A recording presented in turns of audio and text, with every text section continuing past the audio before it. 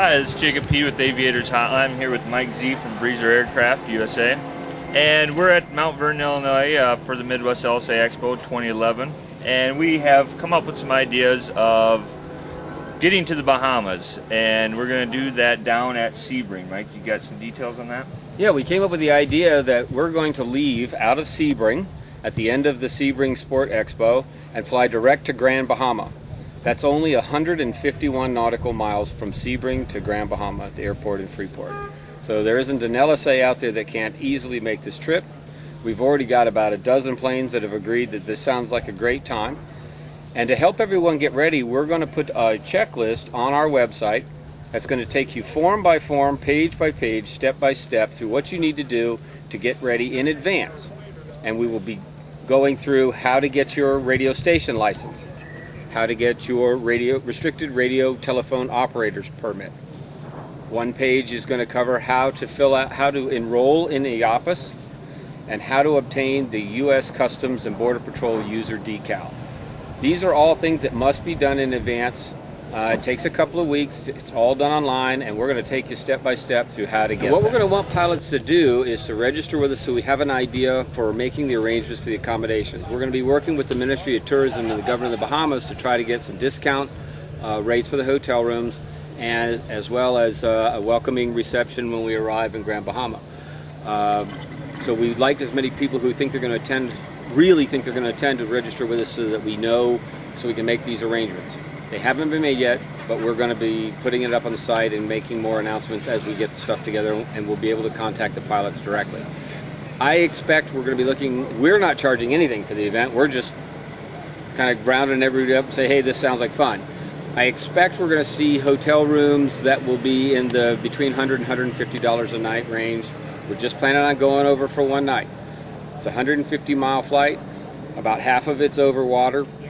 We're going to spend the night, have a good time, decompress after the show, and then head back to wherever we call home. Let's see. I will also be making myself available both on the phone and at Sebring to assist pilots with the EAPAS or any other concerns they might have. As I said, much of what you have to do has to be done a couple of weeks in advance. It takes about 2 to 3 weeks to get these licenses and the user decal and everything, so don't wait until Sebring to get that, but we can help you with the last minute stuff. Okay, the law requires that there be at least one life jacket for each occupant.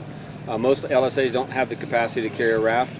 The Gateway FBOs we're going to be working with will have that equipment available for rent if you need it. The aircraft does have to be equipped with a radio and a transponder, as you will be transiting the Air Defense Identification Zone.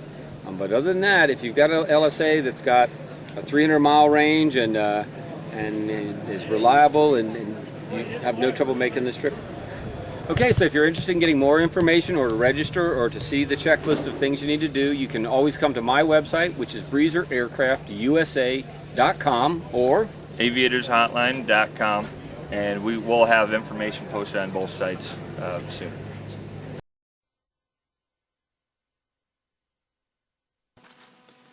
Hi, I'm Mike Z. I am a flying ambassador appointed by the Bahamas Ministry of Tourism. My role is to show you just how easy it is to fly to the Bahamas. This short presentation will take you step by step through the formalities. Most light sport aircraft can easily make the trip. It's only 50 miles from South Florida to Bimini, and the longest overwater passage anywhere in the Bahamas is less than 90 miles. Light sport and experimental aircraft are now welcome without prior approval. Operating your aircraft is the same as the U.S. with a few exceptions. U.S. law requires aircraft have 12-inch numbers, a radio and transponder, radio station license, and a customs use decal for international flights.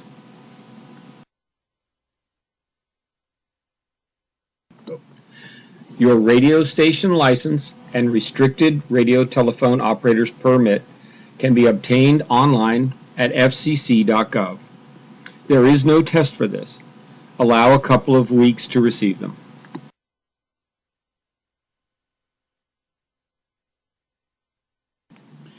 The aircraft must have a U.S. Customs and Border Patrol user decal. It may be obtained online at cbp.gov. Again, allow a couple of weeks for delivery. U.S. Customs Service requires that passenger manifests for both inbound and outbound flights be filed online. This is done using the EAPA system. This checklist will help you navigate the system. Manifests may be filed anywhere from 30 days in advance to at least 1 hour before the flight. They are good for the whole calendar day for the day that they are filed, so don't worry if you're running late. If your flight is delayed to a different date, you must refile online. This process makes everyone's job easier and speeds up clearing in through U.S. Customs. Now the plane is ready, so what about the pilot? Just like in the U.S., you need your pilot's license, medical certificate, and for sport pilots, this is your driver's license. You also need your restricted radio telephone operator's permit and a U.S. passport. Sport pilots need to be qualified for Class D, C, and B airspace, and everyone needs to have good crosswind landing skills. You will need to file an international flight plan. The information is the same as a standard flight plan, except Flight Service wants to know the information about your survival gear on board.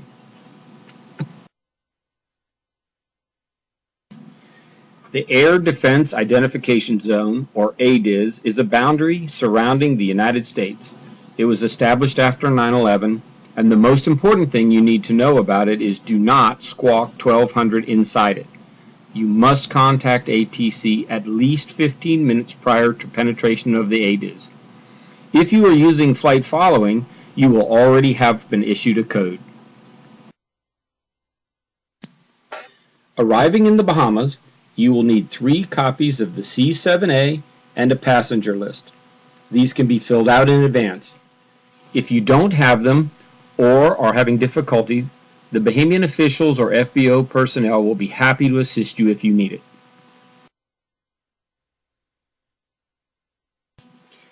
If you are arriving in Freeport or Nassau, you will also need to fill out an arrival report. While there are no landing fees for non-commercial, single-engine planes less than 6,000 pounds, there may be ramp or facility charges depending on where you go.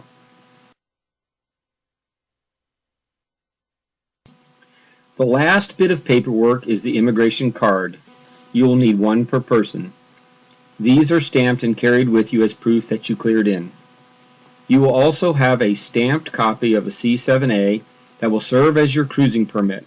This allows you to fly inter-island.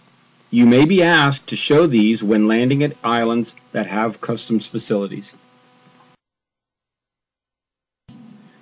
Returning to the U.S. is just the reverse of leaving. You must depart from an AOE in the Bahamas. Today, most AOEs have phones and internet for filing flight plans or changing EAPA's manifest.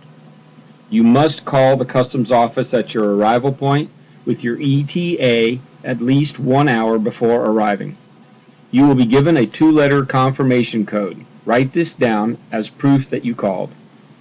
When departing from Bimini, you must contact Flight Service to activate your flight plan and get a squawk code before penetrating the ADIZ. The boundary of the ADIZ is less than 7 miles west of Bimini. If necessary, circle till you can climb high enough to be able to reach Flight Service on the radio. Do not penetrate the ADIZ squawking 1200. Upon arrival in the U.S., taxi directly to the secure area for customs. Unload the plane and leave the doors open. If you have filled out your U.S. immigration forms in advance, you will have no paperwork to be done in customs. The EAPA system has handled this already. All you do is tell the agent your tail number, hand over your passports and immigration cards, and declare any goods bought abroad, and you're all set. See you in the Bahamas!